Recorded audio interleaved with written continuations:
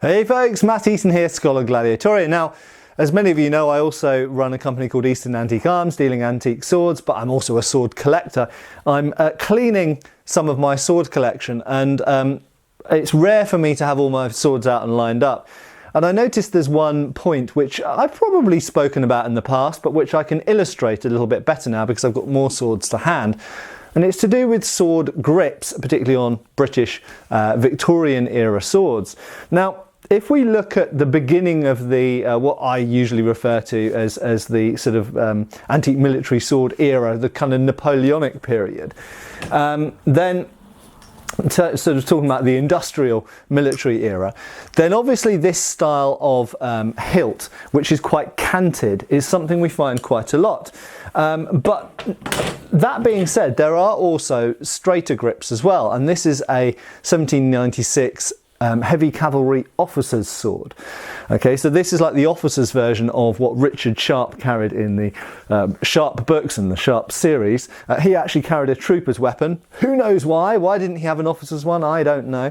Anyway, that's a topic for another video, and I am actually intending to do a video about that. And you'll notice that this grip is straight. Generally speaking, the tendency is for heavy cavalry palashes and spadroons to have straight grips, and then sabres to have canted grips, although not always. Some sabre grips are straight at the back, but they usually have this lean forward. And you'll notice that both of these swords, let's bring them closer to the camera for you, both of these swords do have this kick forward at the pommel, this kind of kick forward here, which actually kind of stops the hand. It's like a hand stop, basically. And this is very comfortable and very practical. And it does mean that when you're holding the sword, it enables you to put your little finger right the way down the bottom, and it gives a nice flat platform to rest against and enables you to get a good extension on the sword. And of course, if you're thrusting, to give point comfortably as well. And we do find there's some reference to holding almost like a pistol all the way down at the bottom here to deliver point from horseback. So this style of very kind of almost L-shaped grip is something we very much find on Napoleonic era swords. As we go into the post-Napoleonic period, so here I've got a Bombay horse artillery officer's sword with a really awesome great big press-up blade on it. I'll talk more about those blades at some point. We find a similar kind of thing. It's a little bit toned down, but you can still see it kicks forward in that way. So we've got a fundamentally straight grip. We don't really have any cant on this 1821 style, but some of them do have some cant. They vary a bit. Some have a slight cant forward, some are straight. This one's quite straight, but it still has this kick out and this projecting pommel here. We've got another example here, which is a light cavalry officer's sword, also by Prosser, who were a very good quality maker of this era. So we're talking about 1820s, 1830s, and all the way through to the early 50s, in fact. So a very nice pipe back with a Prosser, very flared yeoman. And this has a similar thing, and this is quite typical of light cavalry officers' swords of this period. And you can see that it has a real kick out here, almost a bulge, and that really locks against that little finger. It means whether your thumb curled around or thumb up, it gives you a really good platform for casting the sword out with these sorts of cuts. Okay, it really rests and nestles very nicely in the hand, and it's just about the right distance. The grip's obviously just about the right distance to allow a thumb up grip, of course. Bearing in mind that on average we're a little bit bigger than they were. I'm 6'1", which would have been considered pretty tall in this period. That being said, hand size probably doesn't change that much. As we go into the more mid-Victorian era, we see this continued still. So this is 1850s. This was actually carried in the Crimean War, infantry officer's sword. And we can see that the grip shape is still pretty much the same shape. We've got a very slight forwards cant, but we've still got this kick out at the bottom and this forward projecting pommel. So in essence, the grip hasn't really changed a lot between the Napoleonic era grip and the Victorian era grip, with a slight tendency as you can see with this, for this projection to start becoming less. And this is something we start to see around 1850, 1860. We start to see that this forward projection part of the grip starts to retract back in. There are a number of possible reasons for that. It's not something that's really written about very much, but there are a number of possible reasons, potentially with the way that the swords were held and used. Potentially it's just fashion and style. And I think there's another element which actually is probably just as important, but which is often overlooked, and that is constructional integrity. Now, if we rewind all the way back to the Napoleonic period, and we have a little look at this Napoleonic heavy cavalry officer's sword again, if we actually look at this projection here, you will see probably you can see there's a difference in colour between that wood, and that's because that is a replacement, a period replacement incidentally. This hilt has actually got a period replacement. If we look here, the guard has actually been broken at some point and had a plate riveted over with 4 rivets, two there, 1, 2, 3, 4, and this end of the grip that's next to the pommel has snapped off and has been replaced. Very, nicely done. And this is something that we see quite a lot on swords of this type, with these very forward projecting pommels. And I have had a number of 1822 pattern, 1821 pattern light cavalry officers' swords with this projecting type knob here under the pommel, where that has broken off. It's actually incredibly common.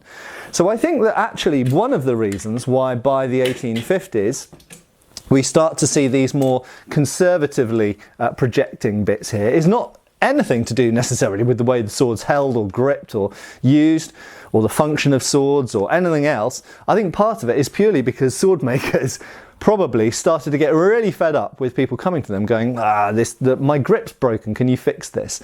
And you might say, oh, didn't they like the extra work? But probably it brought complaints and this kind of general hassle as well.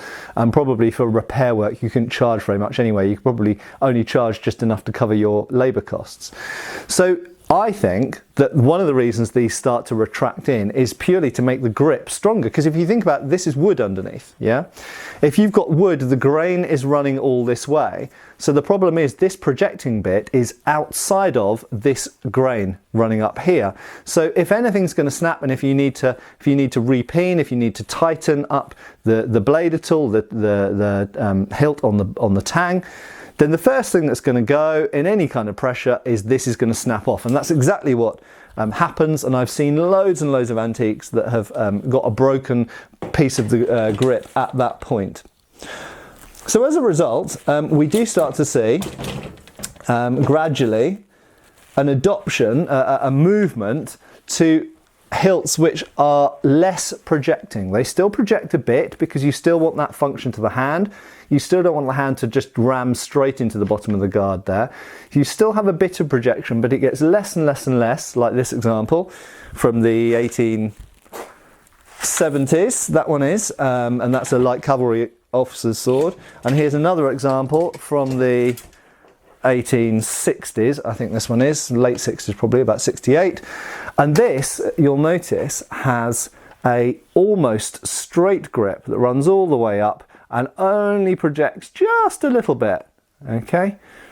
So these grips that are less attractive in my view, that are just parallel edged, I think a lot of it was about making more durable swords, essentially, more durable grips. But I would propose that there was one other contributing factor, and that was the adoption of the patent hilt for cavalry swords from 1853. So Reeves, Charles Reeves' patent, 1853 onwards. These usually have parallel slab grips made like this, and it would have been difficult for them to construct the hilt in a way that had a projecting pommel, a projecting part of the grip up to a wider pommel here, for the simple reason that when you slide the guard on, the hole in the guard has to be able to go over the back end of the tang, because the tang is full width. So I think that because this was seen as a new hilt design, quite kind of like this is the modern thing, this is what swords should look like, that there was a gradual emulation and copying of this style of grip shape, even when it wasn't a patent solid hilt, even when it wasn't a full width tang, so that swords tended to gradually start to look more and more like this universally. And again, it's like with everything, it's never down to one reason, it's due to a convergence of reasons. So I think partly because therefore you end up with a stronger wooden grip that's less likely to break, but also it looks more like the new style of cavalry sword grips, and therefore it looks like a modern sword instead of an old sword. The final thing I would say is in the 1850s or 1850s, 60s, you do get both, and you do get an overlap, and I must say you do always get both. Even as late as the First World War, you get Royal Artillery officers' swords that still kick out quite a bit at that part of the grip, that still have quite a projection towards the pommel. We're only talking about tendencies here, and the tendencies weren't universal, and there was an overlap. So generally speaking, in the earlier period, up until about 1850, the grip always kicks out to a projecting pommel. Then around 1850, 1860, 1870, you find both types. You find ones that do still project out, and you find some that are quite parallel, quite straight. And they both exist at the same time. And then from about the 1880s onwards, we find that most sword grips start to be more parallel edged, and if they do kick out, it's a lot less than formerly. But you do still find a few swords that still do kick out quite a bit. And from this period, I've got two examples to show you. So 1850s, 1860s, you'll see that both of these do still kick out towards the pommel. This one has got quite a bulge, actually quite an unusual, distinctive grip shape. But they're not quite like the earlier ones. They don't come up straight and then suddenly kick out to the pommel. They more gradually slope up. And of course, what does this achieve? It means that the grip strength is enhanced because you don't have a sudden kick out to the pommel. You have a gradual one, which is less likely to fracture and break.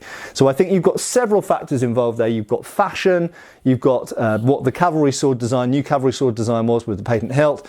You've also got practicality of construction and durability. I hope this has been interesting and useful. Give us a like and a subscribe, and I'll see you soon for another video on Scholagladiatoria channel. Cheers, folks! Thanks for watching. We've got extra videos on Patreon. Please give our Facebook a like and subscribe if you haven't already. Cheers, folks!